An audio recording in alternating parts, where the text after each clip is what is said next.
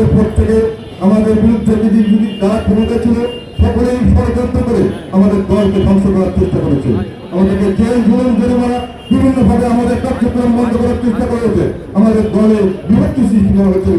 দালাল পার্টি তৈরি করে বিভিন্ন সময় আমাদেরকে বিভিন্নভাবে ব্ল্যাকমেল করে আমাদের রাজনীতিকে ভ্রষ্ট করার চেষ্টা করা হয়েছিল।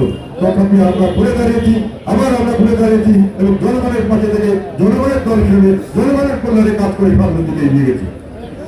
আমরা এটা আপনারা সকলে খেয়াল রাখবেন, অনেক সময় এখনো আমাদের প্রতি একটা ষড়যন্ত্রমূলক আচরণ চলছে। আমাদেরকে বিভিন্নভাবে ধ্বংস করার জন্য ব্যবস্থা করা হয়েছে এবং যেগুলো করা হচ্ছে সমস্ত অপপ্রচার। এই যে আন্দোলন, যে জুলাই আন্দোলন আপনার সামনে দেখেছেন, আপনারা কিছুদিন আগে 25শে জুলাই যে আন্দোলন 8ই আগস্টে যা সফল পরিসমাপ্তি হলো, সেখানে এখানে দাঁড়িয়ে এই সভা থেকে দাঁড়িয়ে যে কোনো জায়গা থেকে দাঁড়িয়ে আমরা বিভিন্ন সময় বক্তব্য বিরতি আমি দেই নাই, আমি এই আন্দোলনের পক্ষে দাঁড়াই নাই। সংসদের পর্যন্ত বক্তব্য দিয়েছি, বাইরের বক্তব্য দিয়েছি, এখানে রংপুরের বিভিন্ন জায়গায় বক্তব্য দিয়েছি।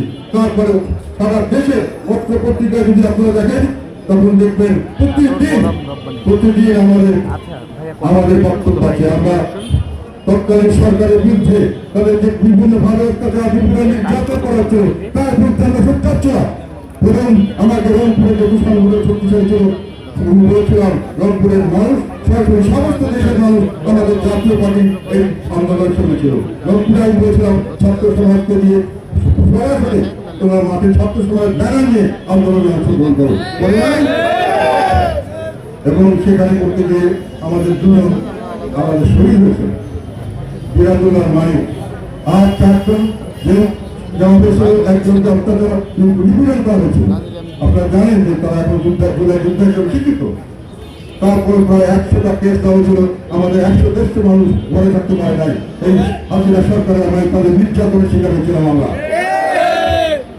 5ই আগস্ট যখন সফলতা হলো, আমরা এই প্রথম সরকার গঠনের জন্য আমরা সহযোগিতা করেছি এবং আমরা পরবর্তীকালে আমি আহ্বান জানিয়েছিলাম যে দেশ ঐক্যবদ্ধ হয়েছে, যে কোনো মানুষকে ভয় সাধারণ মানুষ, এমনকি আওয়ামী লীগের মানুষ, বিভিন্ন দলের মানুষ দল মাতৃ হিসেবে তারা কি আন্দোলন অংশগ্রহণ করেছে, দলের কথা চিন্তা করে নাই, তাদের সন্তানের কথা চিন্তা করছে, দেশের কথা চিন্তা করেছে, তাদের ভাই হিসাবে, তাদের বাবা হিসাবে, তাদের মা হিসাবে, তাদের বোন হিসাবে তারা এখানে দাঁড়িয়েছিল এবং সেই জন্য এই আন্দোলনটা সফল হয়েছিল।